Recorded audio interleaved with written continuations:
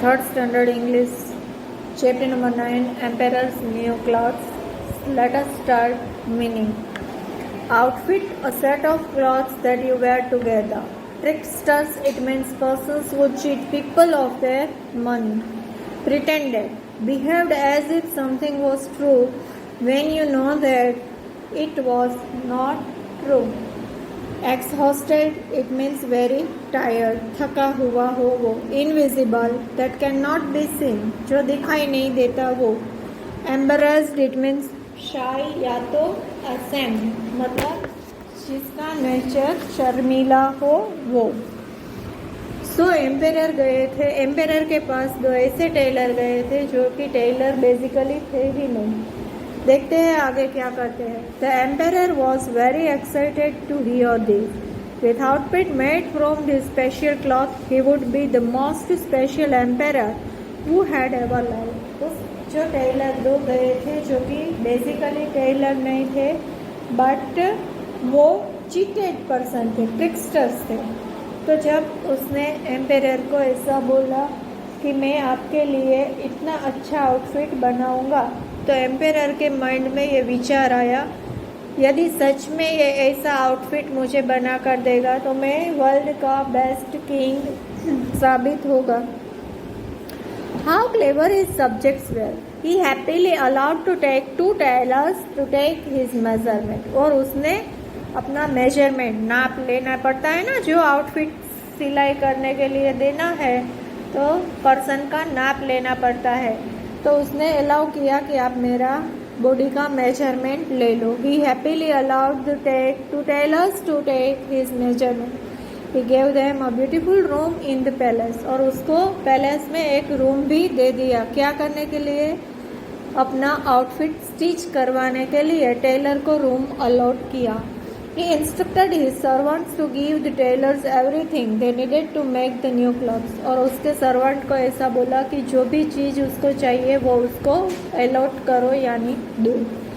The clever tricksters asked for gold thread. उसने gold thread की demand की. Pearls and diamonds, मोतियों की डिमांड की. क्यों? क्योंकि उसको एम्पेरर का आउटफिट स्टिच करना था, इसीलिए. The 2 tailors spent wonderful month in a palace. Palace में पूरा महीना वो रुके. They were served the best food, क्योंकि उसको वहाँ पर अच्छा खाना मिलता था. They took long naps in their comfortable beds. उसका जो बेड था वो comfortable था. They hung a do not disturb sign outside their door and pretended to walk whenever they left the room. They pretended as to be exhausted for the work they were doing. जब वो काम करते थे तब वहाँ पर बाहर board लिखा जाता था डू नॉट डिस्टर्ब, और उसको ये साइन रखी थी कि जब वो लेफ्ट करे रूम तब कोई भी उसको एक्सहाइटेड, टायर्ड हो गए ऐसे जैसे लिख दिया गया होता.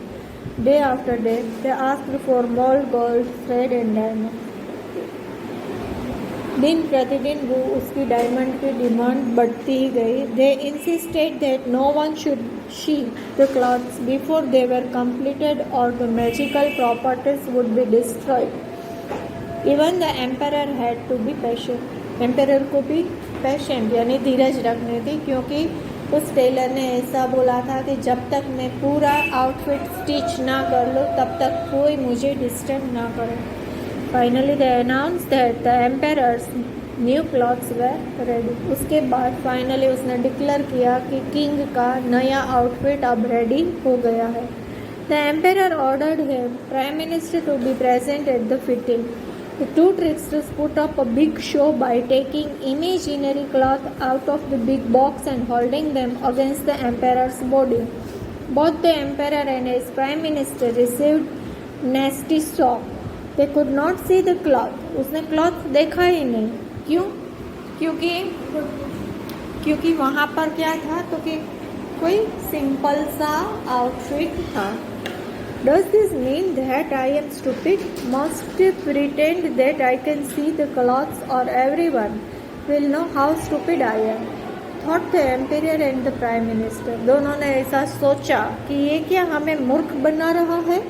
So the emperor took off his clothes and allowed the two tailors to help him put on invisible new clothes. उसको जो दिखाई नहीं पड़ता है वो इनविजिबल क्लॉथ्स दिखाई दे. The Prime Minister pretended to admire the beautiful clothes and the fine workmanship. Emperor planned to walk about the city that day. उस दिन वो किंग सिटी में गए वॉक करने के लिए. He usually enjoyed letting his people admire his grand clothes. This time he felt embarrassed. यानी कि ये जब टाउन में वॉक करने के लिए गए तब सभी पीपल उस क्लॉथ्स के एडमायर यानी कि प्रशंसा कर रहे थे. His prime minister made so many wonderful remarks that the emperors believed that he looked grander than usual. A crowd of people lined up along the streets, pushing and shoving to get a good view of the emperor's new clothes. When the emperor appeared, everyone was surprised to see him without his clothes. जब वो वहाँ पर आए तो किसी ने भी बिना क्लॉथ्स के ही उसको देखे. Without his clothes. What a marvelous design! Such beautiful colors! The Prime Minister said loudly as he walked beside the emperor. The people nodded their heads to show that they agreed with the Prime Minister.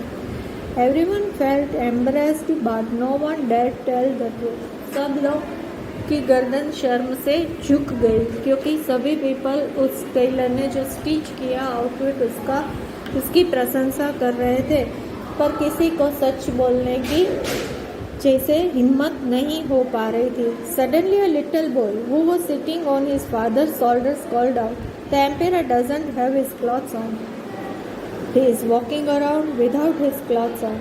The crowd knew that the boy was right. देखो ये जो है वो emperor है बिना clothes के.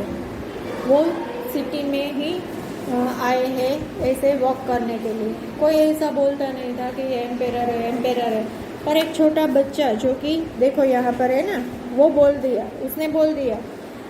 तभी ये क्राउड को मालूम हुआ कि ये ही किंग है. तो आज मैंने आपको वर्कशीट में ऑब्जेक्टिव्स सेंड किया है जो कि आपको अपनी फेयर बुक में नोट डाउन करना है एंड पूरा चैप्टर आपको रीड करना है. Thank you.